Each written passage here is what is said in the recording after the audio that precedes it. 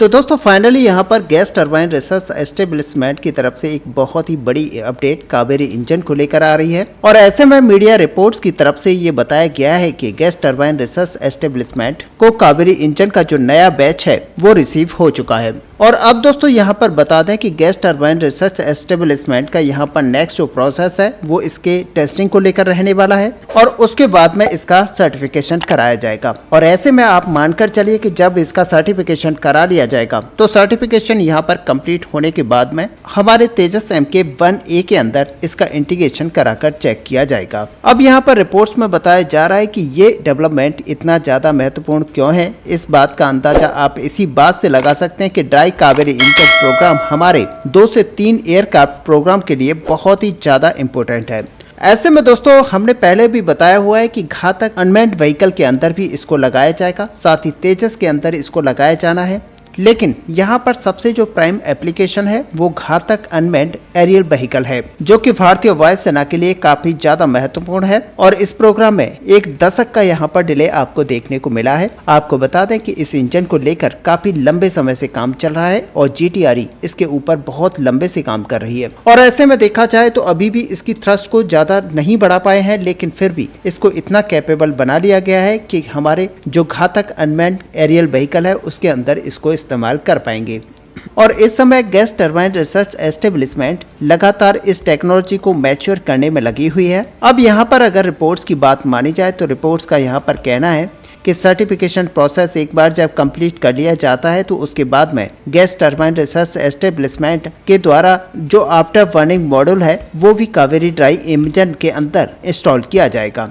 और उसके बाद में ये इंजन आफ्टर बर्निंग मॉड्यूल के साथ तैयार किया जाएगा और उसके बाद में इसको तेजस के साथ इंटीग्रेट करते हुए टेस्टिंग स्टार्ट की जाएगी। अब दोस्तों सबसे बड़ी बात यहाँ पर यह है कि ये सारी जो प्रोसेस की जाएगी उससे हमें एक बहुत ही इम्पोर्टेंट डाटा मिलने वाला है, जो कि हमारी आगे की रिसर्च में यहाँ पर काम आएगा और उसी के आधार पर हम आगे की कार्रवाई कर पाएंगे। कुल मिलाकर अगर आसान शब्दों में यहाँ पर कहा जाए तो ये जो बेसिकली इंजन इंटीग्रेशन प्रोसेस होगा, इससे कई टेस्टिंग की जाएगी और डाटा प्राप्त किए जाएंगे और उन्हीं डाटा के आधार पर कावेरी 2.0 के ऊपर काम करना स्टार्ट किया जाएगा। ऐसे में दोस्तों हम सभी जानते हैं कि अल्टीमेट यहाँ पर जो गोल है वो यही है कि एक 90 किलोन्यूटन क्लास का इंजन यहाँ पर विकसित किया जाए और इसके फायदे हमें कई होंगे। असल में देखा जाए तो यहाँ पर हम एक अनमैन्ड एरियल व्हीकल के अंदर इसको इस्तेमाल करने वाले हैं और अगर इसकी जो थ्रस्ट है उसको 90-95 किलोन्यूटन तक बढ़ा लिया जाता है तो आप मानकर चलिए कि हम इसको अपने तेजस MK-1A फाइटर जेट में यूज करेंगे और उसके बाद में हम इसको अपने तेजस MK-2 फाइटर जेट के अंदर यूज करेंगे, जिसके लिए भारत अमेरिका से GE कंपनी का F414 इंजन को ले रहा है। और सच मानिए कि यहाँ पर अमेरिका के दोनों इंजन को रिप्लेस करने के काम में ये हमारा इंजन आने वाला है, क्योंकि जहां एक तरफ हम अमेरिका के F404 इंजन को अपने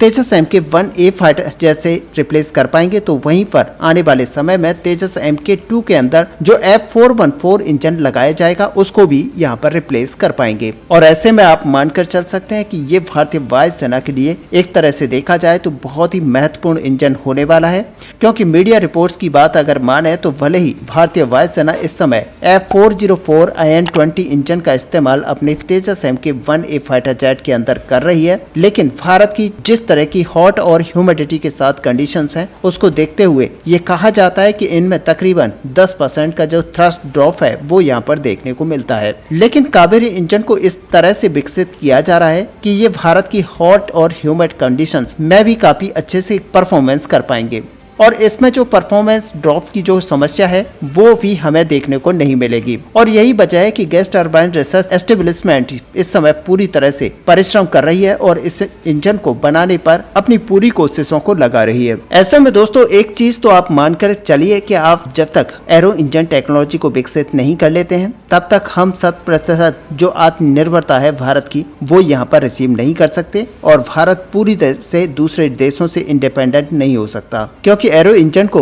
one of the key area माना जाता है। और आपने अभी तक देखा ही है कि हमारे जितने भी प्रोजेक्ट्स हैं उन सब के अंदर इंजन्स जो होते हैं वो या तो बाहर से लिए जा रहे हैं या फिर दूसरे देशों के साथ कोलैबोरेशन में भारत के अंदर ही बनाए जा रहे हैं। और ऐसे में दोस्तों यहाँ पर डिफेंस सेक्टर के अंदर आत्मनिर्भरता को यहाँ पर रिसीव करने के लिए भारत को एरो इंजन टेक्नोलॉजी चाहिए। और जब तक भारत को ये एरो इंजन टेक्नोलॉजी नहीं मिलेगी तब तक भारत 100% आत्मनिर्भर नहीं बन पाएगा। ऐसे में दोस्तों असल में देखा जाए तो कावेरी इंजन आने वाले समय में काफी तेजी से यहाँ पर बढ़ेगा, क्योंकि असल में देखा जाए तो हमारी GTRE की तरफ से कुछ ऐसे पहलुओं को लेकर काम किया जा रहा है जहाँ पर ये माना जा रहा है कि GTRE इस इंजन की जो टेक्नोलॉजी है उसमें विकास कर लेगी और आने वाले समय में इसको अपग्रेड करते हुए एक ऐसे इंजन को बनाकर तैयार कर पाएगी जो कि यहाँ पर 90 से 95 किलो न्यूटन तक की थ्रस्ट को जनरेट करने में कैपेबल होगा। अब दोस्तों यहाँ पर भारत को द्वारा इस इंजन के ऊपर काफी लंबे समय से काम किया जा रहा है, लेकिन सबसे अहम बात यह थी कि भारत के पास इस तरह का इंफ्रास्ट्रक्चर पहले से मौजूद नहीं था जिसके अंदर भारत अपने इस इंजन को डेवलप कर पाए और साथ में टेस्टिंग भी कर पाए। और साथ ही हमारी जो लाइट कॉम्पैक्ट तेजस की पावर रिक्वायरमेंट थी वो भी लगातार यहाँ पर बढ़ती जा रही है। और ऐसे में अक्सर यहाँ पर देखने को मिलता है कि जब हमें अपने लाइट कॉम्पैक्ट एयरक्राफ्ट तेजस के अंदर 90 किलो न्यूटन तक की थ्रस्ट की जरूरत होती है तो यहाँ पर हमारा जो इंजन है वो मात्र 40 से 50 किलो न्यूटन तक की थ्रस्ट को जनरेट करने में कैपेबल है। अब दोस्तों असल में अगर देखा जाए तो हमारे इंजीनियर्स की यहाँ पर बिल्कुल भी कमी नहीं है। और जिस तरह से यहाँ पर कैग की रिपोर्ट 2014 के अंदर आई थी और वहां पर उनका कहना था कि गैस टरबाइन रिसर्च की तरफ से 14 वर्षों के डिले के बाद भी इस इंजन को बनाने में नाकामयाबी मिली है। तो यहाँ पर जब गैस टरबाइन रिसर्च एस्टेब्लिशमेंट की तरफ से अपनी तरफ से यहाँ पर डिफेंड किया गया था और उस समय ये बोला गया था कि हमें जो इंजन यहाँ पर बनाना था उस तरीके के इंजन को बनाने के लिए हमारे पास जो ब्लेड्स वगैरह और काफी महत्वपूर्ण जो कंपोनेंट्स होते हैं वो मौजूद नहीं थे। और ऐसे में दूसरी बात जो सबसे अहम हो जाती है कि हमारे पास उस तरह का इंफ्रास्ट्रक्चर यहाँ पर मौजूद नहीं था